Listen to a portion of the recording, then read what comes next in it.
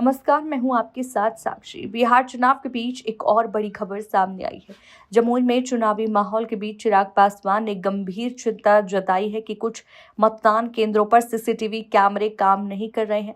चिराग पासवान ने इस मुद्दे को उठाते हुए कहा कि अगर वाकई सीसीटीवी बंद थे तो वो बेहद चिंताजनक और गंभीर मामला है, जिसे चुनाव आयोग को तत्काल संज्ञान में लेना चाहिए। उन्होंने कहा कि 90 के दशक में बिहार में बूथ कैप्चरिंग की घटनाएं आम थी और अब जब देश तकनीकी रूप से इतना आगे बढ़ चुका है, तब भी अगर मतदान केंद्रों पर सीसीटीवी काम नहीं कर रहे हैं तो ये लोकतंत्र के लिए खतरे की घंटी है।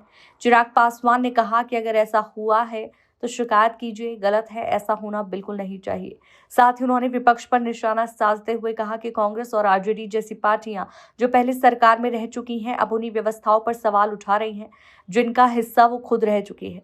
चिराग ने कहा, अगर आज सीसीटीवी नहीं चल रहे हैं तो हमें भी उतनी ही चिंता है जितनी विपक्ष को है, क्योंकि हम साफ नियत में काम करने वाले लोग हैं। लेकिन 90 के दशक में बूथ कैप्चरिंग कैसे होती थी, इसका अनुभव तो उन्हीं पार्टियों के पास है, कांग्रेस और आरजेडी के पास।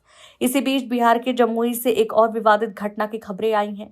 यहां आरजेडी कार्यकर्ताओं ने हंगामा किया है और ये हंगामा बीजेपी उम्मीदवार के ऑफिस से ठीक सामने हुआ। आरोप है कि आरजेडी उम्मीदवार ने बिना अनुमति के जुलूस निकाला और धार्मिक नारे लगाए, जबकि पुलिस की ओर से उस इलाके में किसी भी तरह की रैली या जुलूस की अनुमति नहीं दी गई थी। घटना के बाद इलाके में भारी संख्या में पुलिस बल तैनात कर दिया गया।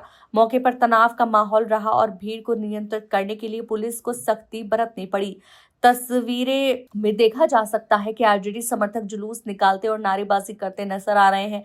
बीजेपी उम्मीदवार के कार्यालय के बाहर ये हंगामा हुआ है, जिससे चुनावी माहौल में और भी तनाव और आरोप प्रत्यारोप बढ़ गए हैं।